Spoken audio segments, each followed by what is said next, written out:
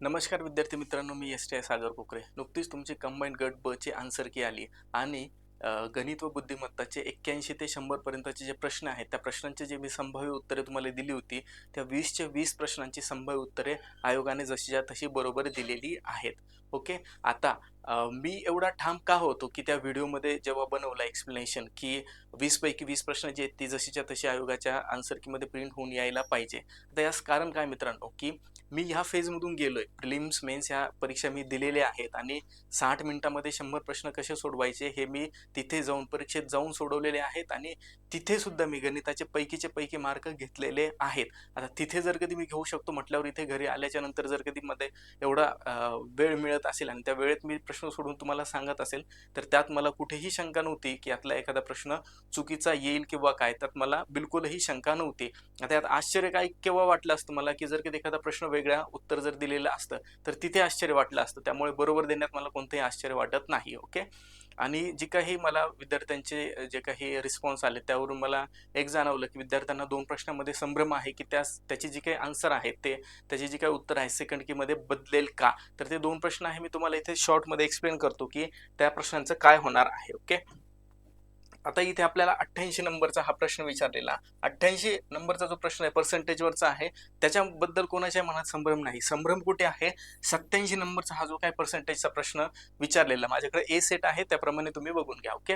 हा जो काही 87 नंबरचा प्रश्न आहे, ह्या प्रश्नाबद्दल बऱ्याचशा विद्यार्थ्यांच्या मनामध्ये संभ्रम आहे, की हे जे काही आयोगाने 60 उत्तर दिलेलं आहे, हे 60 उत्तर नसायला पाहिजे आणि हा प्रश्न जो आहे तो रद्द व्हायला पाहिजे. तर मित्रांनो, इथे एक गोष्ट लक्षात घ्या, की त्यांनी जे काही विचारलेलं आहे आपल्याला, की किती टक्क्यांनी जास्त असणार, हा जो प्रश्न विचारलाय दोघांमधला. ओके. 13च्या प्रमाणात किती जास्त आहे, तर 39 जास्त आहे. मग 13च्या 3 पट जर 39 असतील तर ते 300% व्हायला पाहिजे. ओके. आता ही गोष्ट मला मान्य आहे, की 300% ते व्हायला पाहिजे. बरोबर का? पण ह्यातला ऑप्शन बघा कोणताही 300च्या आसपास जाणारा आहे का किंवा 100च्याही पुढे जाणारा नाहीये.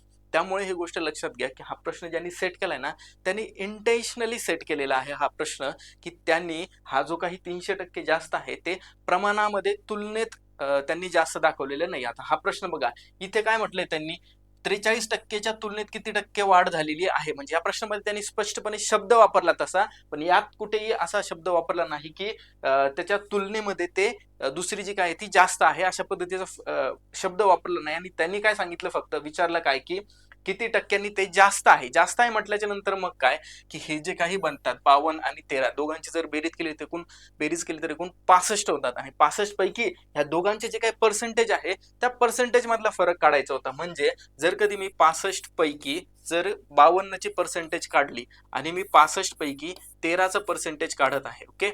आणि पर्सेंटेज काढायचं म्हणजे मी गुणाकारामध्ये 100 घेणार, इथे पण गुणाकारात 100 घेणार. ओके.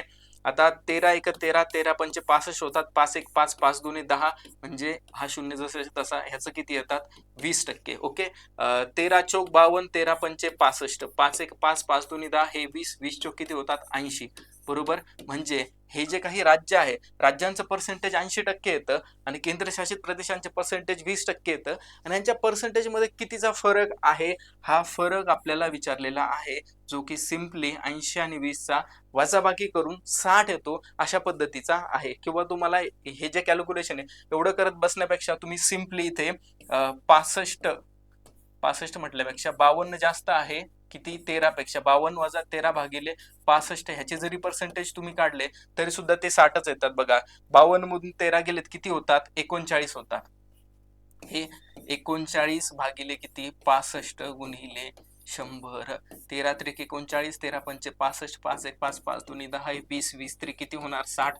अशाही पद्धतीने तुम्ही काढू शकत होता आणि आयोगाने हा प्रश्न इंटेन्शनली विचारलेला आहे. त्यामुळे मला वाटत नाही की सेकंड की मध्ये यात बदल करतील. म्हणजे आयोग असेल किंवा जे कोणी एक्सपर्ट आहे ज्यांनी हा प्रश्न सेट केलाय, त्यात त्यांनी म्हणजे कोणत्याही पद्धतीचा बदल सेकंड की मध्ये होईल असं मला बिलकुल वाटत नाही. असा हा एक प्रश्न होता ज्याच्याबद्दल संभ्रम मुलांच्या मनात होता. ओके. हा एक प्रश्न आहे कपल आणि डाऊटचा, की मला मुलांनी विचारलं, की ह्याचं उत्तर 1 येऊ शकतं का? म्हणजे 1 यायला पाहिजे होतं अशा पद्धतीने मुलांनी विचारलंय आणि याचं उत्तर किती 4 आहे. मी त्या की मध्ये सुद्धा म्हटलं होतं, की 4 याचं उत्तर आहे. आता इथे बघा वापरलेलं कशा पद्धतीने आहे, कपल आहे ना, सी आहे, एल आहे आणि ई आहे. बघा, सी, एल आणि ई या ज्या काही आहेत, आपले जे काही सिरीज आपण काढतो, सिरीज मधील वरच्या सिरीजचे हे काही अक्षर आहेत. ओके, आता वरच्या सिरीजचे काय केले होते, देताना त्यांचे स्वतःचे अंक दिलेले, म्हणजे सी चा 3 नंबर आहे, 3 नंबर दिलेला, एल चा 12 आहे, 12 दिलेला, त्यानंतर ई चा 5 आहे तर ई चा 5च दिलेला. परंतु हे ओ यू पी हे जे काही आहे, ओ बघा कुठे आहे, इथे आहे, यू इथे आहे आणि पी इथे आहे, म्हणजे हे जे काही खालच्या रांगेतले आहेत ना, ह्या खालच्या रांगेतले त्यांचे स्वतःचे अंक दिलेले नाही, प्रत्येकाचे वरच्या रांगेतले अंक दिलेत, म्हणजे त्यांनी अंक फक्त आणि फक्त वरच्या रांगेतले वापरलेले आहे. आता इथे बघा, यूचा किती दिलाय, 6, यूचा अपोजिटला 6 आहे बघा. पीचा किती दिलाय, 11, पीचा अपोजिटला 11 आहे बघा. इथं ओचा 12 दिलाय, ओचा अपोजिटला 12 आहे बघा. म्हणजे त्यांनी वापरताना जे काही पहिलं जे काही लॉजिक आहे त्यात वापरताना फक्त आणि फक्त वरचे जे काही अंक आहे तेच अंक वापरलेले. इथे पहिला अंक, शेवटचा अंक किंवा मधल्या अंकाचं हे दिले ते दिले असं काहीही केलं नाही. सिंपल त्यांचं लॉजिक होतं की हे जे काही वरचे अंक आहेत ना, हे वरच्यांचेच अंक वापरा, खालच्यांचे अंक वापरू नका, अशा पद्धतीने त्यांनी म्हटलेलं होतं. आता डी बघा, डी चा जसाच्या तसा 4 आपण जर कधी घेतला, जी आपण अगोदर वरची घेऊया, जी चा जसाच्या तसा आपण 7 घेतला, एच चा आपण जसाच्या तसा 8 घेतला. आता ओ यू टी बघा कुठे आहे, ओ कुठे आहे, इथे, यू इथे आहे, टी इथे आहे, हे आता खालच्या रांगेतले आहे ना, तर ह्यांचे जे अंक आहेत ते त्यांच्या अपोजिट जे काही शब्द आहेत त्यांचे घ्यायचे होते. ओके, ओ च्या अपोजिट कोणता आहे, इथे एल चा 12 क्रमांक आहे, इथे 12 घ्यायचा होता. ओ कुठे आहे, इथे, याच्या अपोजिट 6 अंक होता, हा 6 अंक घ्यायचा होता. टी कुठे आहे, इथे आहे, याच्या अपोजिट 7 होता, म्हणून इथे 7 अंक घ्यायचा होता. 4 12 6 7 8 7, 4 12 6 7 8 7 अशा पद्धतीचं क्लिअरली उत्तर होतं. आणि त्यात कुठेही अशी शंका वाटत नाही की ते बदलून एक वर जातील किंवा काय होईल, असं काहीही होणार नाही. 4 जे काही याचा उत्तर आहे ते 4 उत्तर बरोबर येणार आहे. ज्याचं उत्तर 4 नंबरचं ज्यांनी लिहिलेलं आहे किंवा ज्यांनी 60 उत्तर लिहिलेलं आहे त्यांनी निश्चिंत राहा, त्यांचं जे काही उत्तर आहे ते बदलत नाही. ओके, आणि ज्यांनी जर कधी वेगळं केलेलं असेल तर त्यांनी प्रयत्न करायला हरकत नाही, परंतु मी तुम्हाला शाश्वती देऊ शकत नाही की ते बदलेल किंवा कॅन्सल होईल. मला तर वाटतं असं काहीही होणार नाहीये. 20 पैकी 20 प्रश्न जसे फर्स्ट कीला आहे ते जसेच्या तसे सेकंड कीला राहतील असं मला वाटतं. ओके, आणि आता हे जे काही एक्सप्लेनेशन मी दिलेलं ते ग्रुप बी चं एक्सप्लेनेशन म्हणा किंवा आता मी ग्रुप सी चं सुद्धा एक्सप्लेनेशन दिलेलं आहे. म्हणजे जे काही 20 प्रश्न आहेत ते 20 प्रश्नांचं एक्सप्लेनेशन ग्रुप सी चे दिलेले आहे.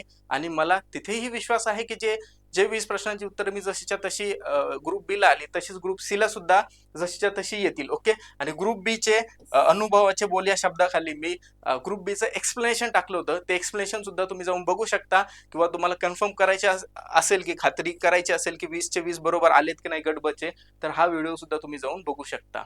थांबूया. धन्यवाद.